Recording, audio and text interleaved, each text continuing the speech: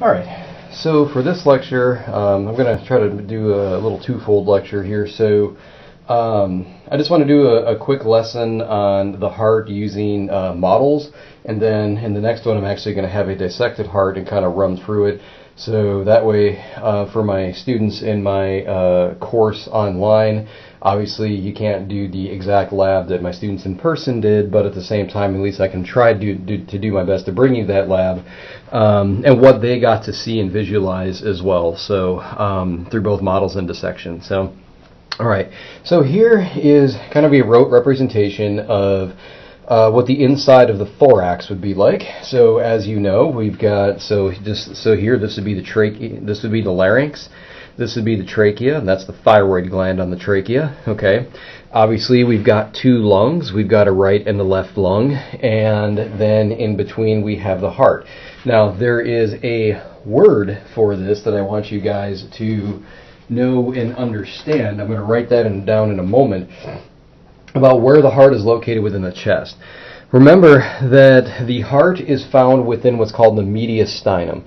I always like to describe the mediastinum as a cavity within a cavity. So what I mean by that is, remember, the thorax, which is the fancy term for our chest, is a body cavity itself. Okay.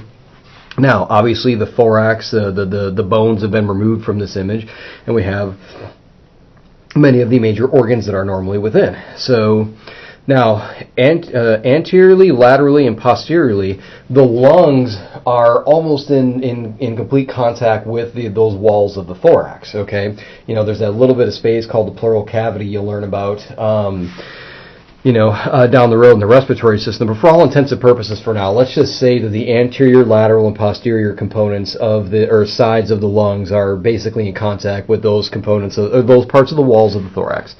Now, the medial sides of each lung, however, do not touch each other. So therefore, there is a physical space in between them, and that is what the mediastinum is. And that's what I mean by a cavity within a cavity. We've got the overall cavity of the thorax, and then we've got this physical cavity or space in between the lungs, the mediastinum. Now, that's important to know because obviously that is where the heart resides. It sits within the mediastinum. Usually between ribs intercostal spaces in the ribs from about 2 to 6, the second to the sixth intercostal space. It usually sits between about a 92-degree axis tilt within the thorax as well, meaning it kind of tilts to the left a little bit. And now, however, though, the mediastinum is also important because, remember, there are other anatomic structures that are found within here as well, because this is the only area inside the thorax where there's actually room for organs and structures to move up and down. So as a result of that, there's going to be many times where we're going to return back to here. So for example, let's get the mediastinum a little more exposed here. So we're going to remove part of the left lung, the anterior part of the left lung, and the anterior part of the right lung. Okay. Now, as you can see, again, you can see that the heart sits in the middle, in between these two. Now, obviously, there are going to be other structures that we're going to mention when we get here. So, obviously, the heart is within the mediastinum, but, for example, very soon we're going to move into the next chapter, which is on systemic arteries and veins and capillaries and how they work. But for example, the largest artery of the human body ascends off of the heart, arches over the superior aspect of the heart, and then descends down the posterior side of the heart on its way down into the abdomen, and that would be the aorta. So the aorta, travels down the mediastinum. The inferior vena cava travels up the mediastinum. The superior vena cava travels down the mediastinum to meet up with the right atrium. So again, we're going to come back to the mediastinum very soon. If I remove the heart from this equation, you can see that the trachea descends down the mediastinum before it bifurcates into the right and left primary bronchi to distribute air into each lung. And again, that all occurs within the mediastinum. This right here would be the esophagus descending down the mediastinum. It's not shown or represented on this model, but normally sitting on the superior aspect of the heart in children and young adults, the thymus gland sits in the superior side. So notice that We've got the heart, so this is one chapter where we're at the mediastinum. We've got blood vessels, that's another chapter right there. We've got the trachea and some respiratory structures, that's another chapter. The thymus gland, which is part of the lymphatic and immune system. And then the esophagus as well. So as you can see, there's going to be multiple occasions where we're going to come back to this. So it's important that you just understand that what the mediastinum is, again, it's a cavity within a cavity. It's the physical space in between the medial sides of the lungs where they do not contact each other within the thorax. Okay? So now let's get this out of the way. And let's actually look at a larger heart model and go over some of the major anatomic components of it that I want you guys to know. And sorry, I'm putting this blue paper down on my desk because there's a bit of a glare from the light on it, even though I've turned the lights down. So again, as we can see here, the mediastinum, okay, that is that physical space in between the lungs where the heart and many other organs reside. Okay. So now let's look at the heart itself. So this model here is a little more of a larger and nicer representation of what an actual dissection looks like. And trust me, you'll see what I mean by that when I get the actual heart out. So here is an anterior view of the heart. And again, normally the heart sits at a little bit of an angle within the thorax. Okay. Now, so what I always like to tell people is, I know I went over this in my more comprehensive lecture videos, but I do want to reiterate this point, is that folks, before you ever start identifying any anatomic components of the heart, always know how you're looking at it first, okay? The difference between anterior, posterior, and left and right will make or break you when it comes to identifying components of the heart. I'm not joking on this, and I'm not trying to be an alarmist on this, but if you do something as simple, especially something as simple as mixing up the left and the right side of the heart, you're going to get everything wrong. And I obviously don't want to see that happen to anybody, whether it's my students or anyone out there watching this to try to help. Okay, so let me give you let's get our bearings straight here. So this is an anterior perspective of the heart. Okay, now remember the heart has. Now remember, if you were to use one word to describe what the heart is, that one word would be quite simple. The heart is. It's a pump, okay? And as a pump, remember when we say it's a pump, the heart generates contractions, okay? Remember the word contract literally means it's shortened, right? So when the muscle tissue of the heart contracts, therefore what that will create is that will create pressure. What we classify as, blood pressure, okay? And where there's blood pressure, there is blood flow, okay?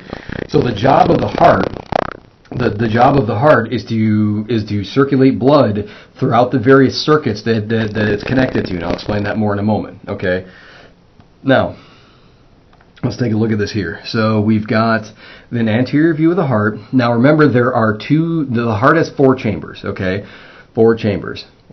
All right, sorry, I'm still kind of getting used to using this thing here. So there are 2 superior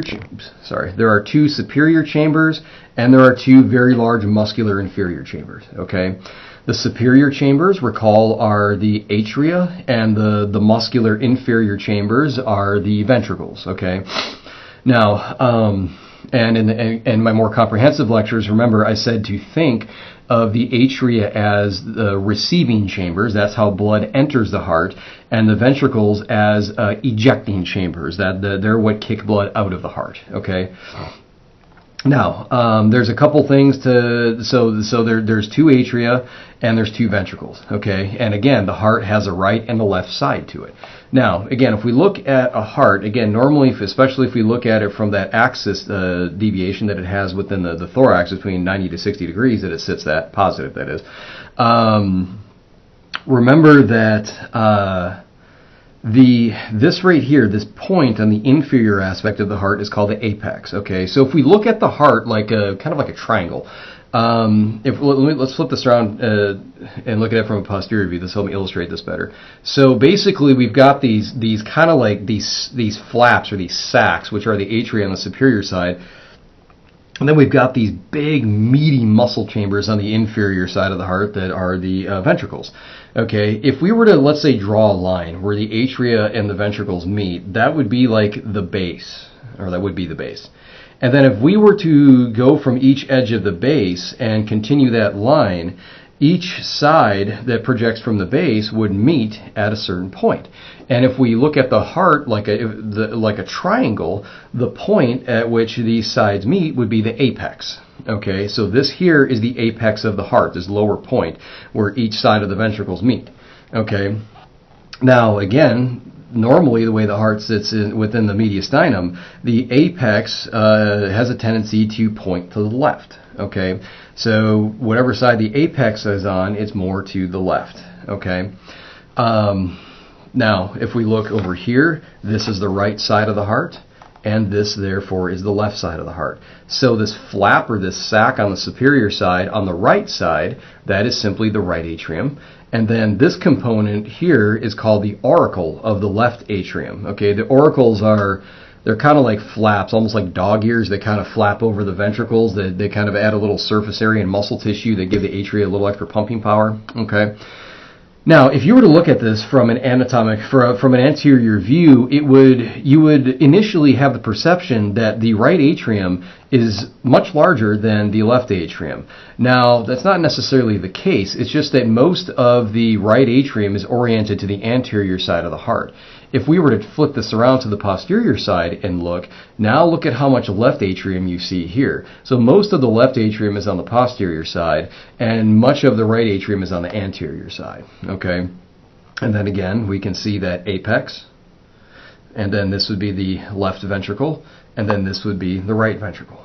Okay, and then there's the coronary sinus right there, which is what I oftentimes refer to as a confluence of veins that drains blood into the right atrium from cardiac circulation. Okay, all right, so then if we again go back to the anterior view, there is the right atrium, there is the left auricle of the left atrium, and then this would be the right ventricle, and then that would be the left ventricle. Okay. Now, a couple other things to focus on as well is that on the heart we have two what are called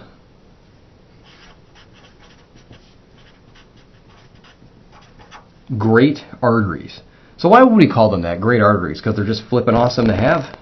Well, I mean, they are actually good to have because we wouldn't exist without them. But now what we're emphasizing on is the size. They're very big arteries, and there are two of them. There's what's called the pulmonary trunk, and the one that most of you know of as the aorta. Okay, the aorta. So these are basically, by virtue of size, the two biggest arteries of the human body. Well, they're roughly speaking. So, so basically right here, that is the pulmonary trunk, and that is the aorta. Now, I think this is an important moment to sidestep here, because you notice there's color differences between these, blue and red. Okay. Most of the time, if you were to think this way, you'd be right, but not with the cardiac circulation. So a lot of times when people see blue, they think veins, and red, they think arteries, but don't focus on that, or don't use that as your point of focus. If you see blue, think less oxygenated blood. If you see red, think richly oxygenated blood. Okay? So now remember, arteries distribute blood away from the heart. Veins carry blood to the heart. So always remember that. Arteries away, veins toward. Okay? When I say away from the heart, toward, back to the heart. Okay?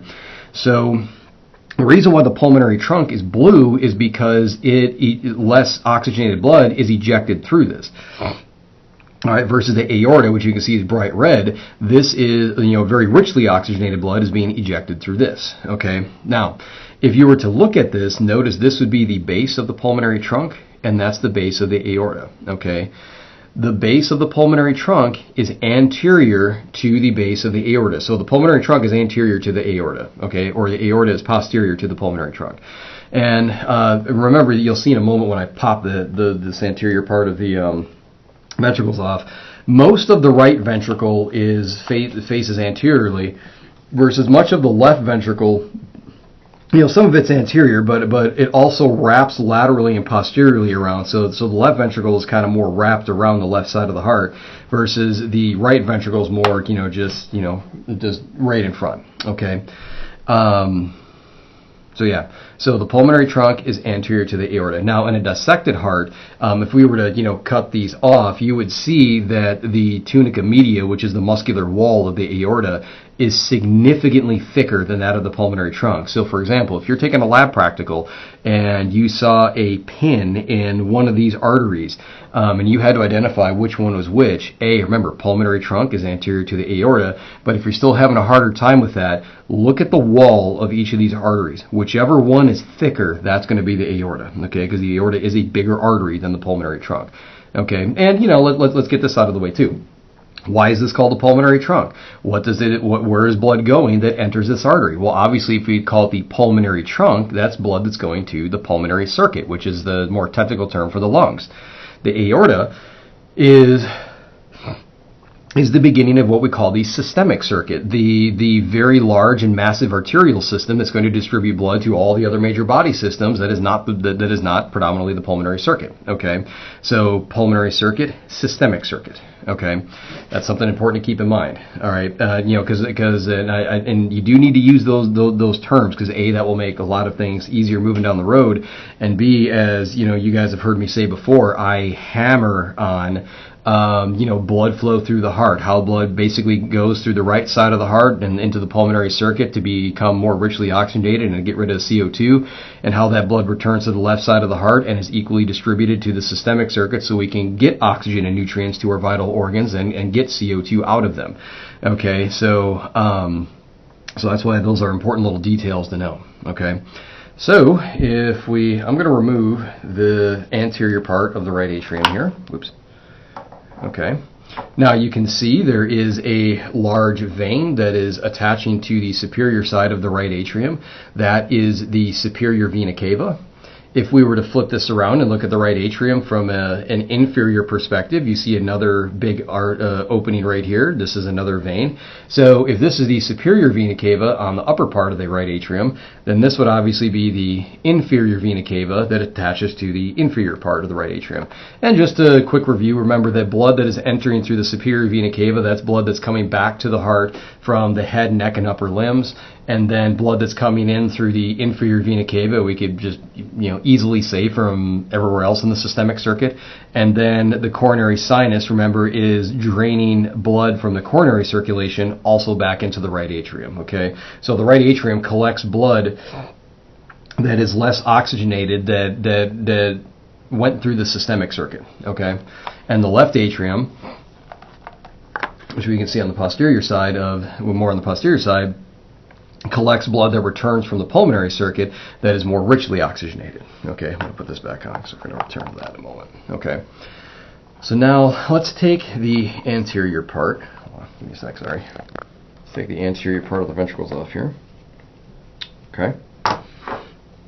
And again, I'm just going to kind of keep this more as a review because I have more comprehensive lectures on this. But so now we have in class we would do a coronal dissection of the heart, which best exposes all four chambers and the valves at once. All right, at least for the most part.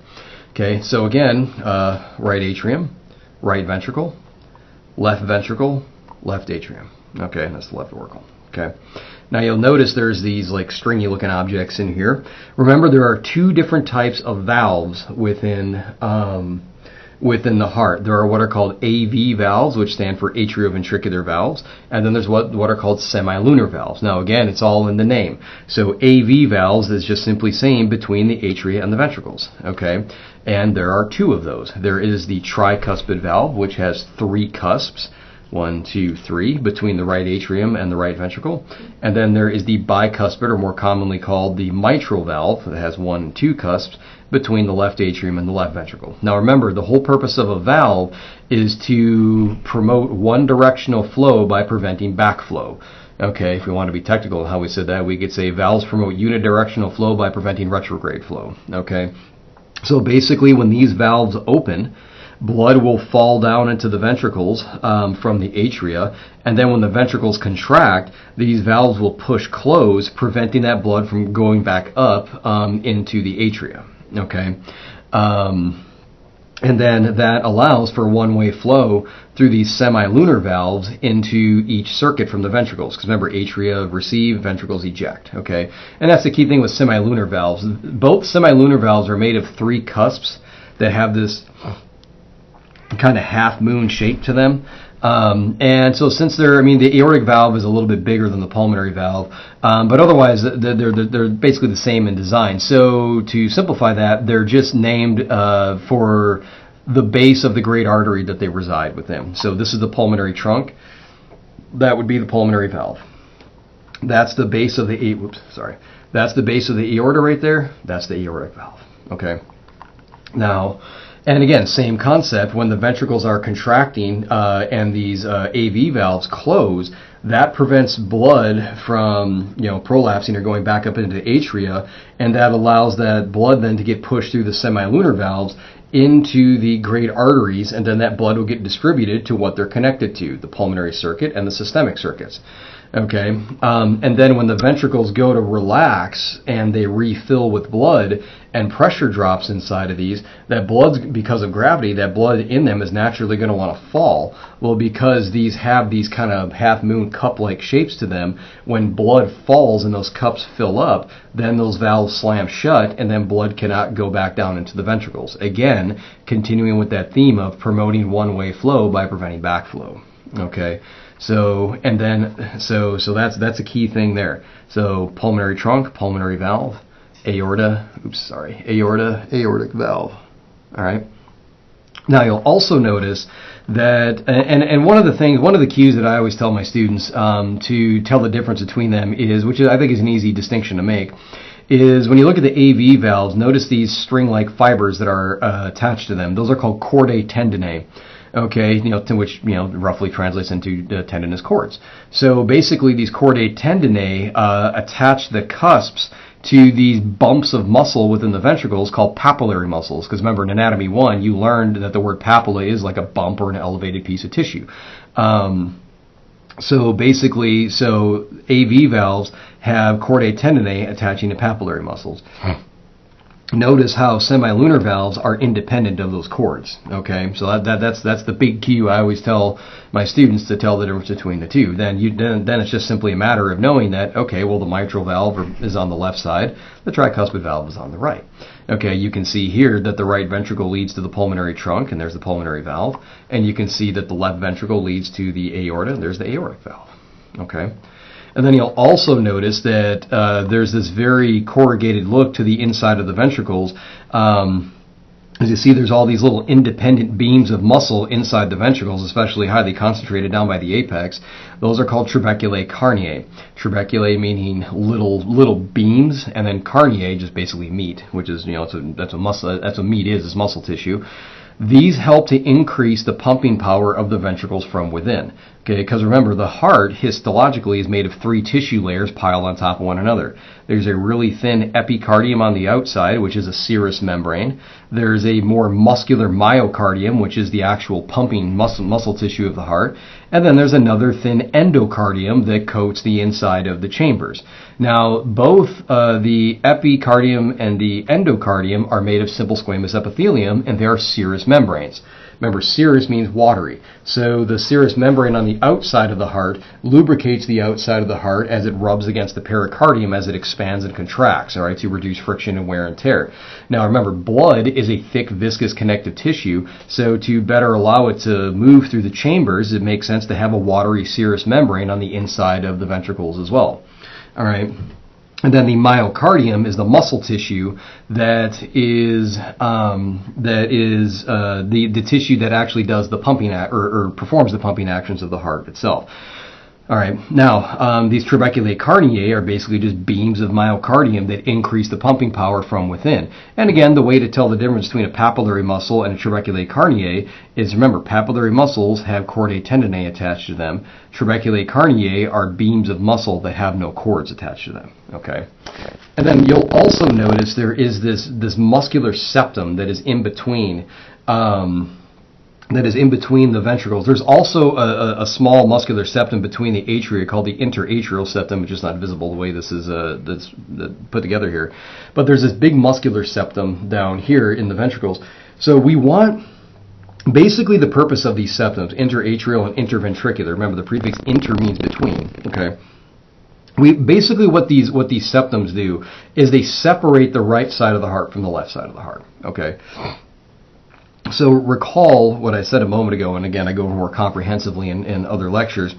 Remember that blood that's flowing through the right side of the heart, that blood that comes back to the right atrium from the systemic circuit, has less oxygen than when it left the heart. So, and more carbon dioxide all right. So then that deoxygenated blood is going to flow from the right atrium through the tricuspid valve to the right ventricle, and then the right ventricle is going to kick that blood through the pulmonary valve into the pulmonary trunk, which bifurcates into pulmonary arteries that, we have a left and a right that distribute blood into the pulmonary circuit for, as I'm very adamant about, gas exchange. Okay, and what I always tell my students about that is gas exchange in the pulmonary circuit is O2 in, meaning we're taking oxygen out of air in the lungs and absorbing it into the blood, and CO2 out, where we are getting rid of carbon dioxide from blood. It goes into air that we will eventually exhale. Okay, so gas exchange in the pulmonary circuit, O2 in, CO2 out. Okay. And then once that richly oxygenated blood now wants to return back to the heart, we use what are called left and right pulmonary veins that distribute blood back to the left atrium. Now you see what I'm saying about the atria are the receiving chambers of the heart. So the superior, inferior vena cava and the coronary sinus dump deoxygenated blood into or less oxygenated blood into the right atrium, and then the pulmonary veins, the right and left pulmonary veins, distribute richly oxygenated blood back into the left atrium. So this is how blood enters through these chambers. Now again, notice the coloration of these veins. They're red, but that's telling you that the oxygen content of that blood is very rich. Okay, but they're still doing what veins do. They're carrying blood back towards the heart. So like I said, these are veins. Okay. And then that richly oxygenated blood will enter the left atrium. It will then go down through the mitral valve into the left ventricle, and then up the left ventricle, through the aortic valve into the aorta, and then be distributed throughout the systemic circuit, so we can keep our vital organs alive. And there is a constant cycle of how blood circulates through the heart and the circuits, so we can keep our organ systems alive and functional. So we want those septums in between the right side and the left side, because one side handles less oxygenated blood than the other. The blood on the right is less oxygenated than blood on the left. All right, and we don't want mixing going on there, because for two reasons. One thing you'll hear me talk about more next week when we get into cardiac physiology is that the volume of blood ejected from each ventricle needs to match one another. There has to be an equal volume so we don't overload a circuit. Okay, if one ventricle is ejecting more blood into a circuit, that will cause fluid overload, edema, and there's a lot of complications that will come with that, and I'll elaborate on that more next week. Okay. So, for example, if there was a hole in the IV septum, like if you ever heard of like a baby being born with a hole in their IV septum, which, there's some names for that, the tetralogy of Fallot, the septal defect and things like that. If we have blood, shunting from left to right or right to left, now that's blood leaking from one ventricle to the other, and now that's causing an imbalance in output. However, if blood were to, for example, leak from the right to the left ventricle, now the left ventricle is sending less oxygenated blood out into the systemic circuit, which is going to mean that for example, if a baby has a hole in their heart, a hole in the IV septum, now that child's organs are, major organs are getting less oxygen. That's going to make the child lethargic, stunt its growth, and so on. All right, same concept, but flipped around. If blood from the left ventricle were to shift to the right, then the right ventricle would be sending a greater volume than normal into the pulmonary circuit, eventually causing fluid overload in the pulmonary circuit, causing pulmonary edema, which will disrupt the gas exchange process, meaning it'll be harder for the child to get oxygen in their blood and get rid of CO2, and it'll have very similar effects: stunted growth, lethargy, possibly cyanosis as it gets worse. All right. So that's why these, we have these septums that create a right and a left side of the heart. So we separate. So that separates the less oxygenated from the richly oxygenated blood, and that also helps us ensure that an equal volume of blood is moving through each side of the heart and getting distributed into each circuit. Okay. So like I said, this is just the basic overview using this model. Like I said, I do have much more comprehensive lectures that I've tasked you folks to watch throughout the week. If you have any questions on any of this, let me know. If you give me a moment, I'm going to go get a dissected heart, and then I'm going to go through that as well. So, cheers.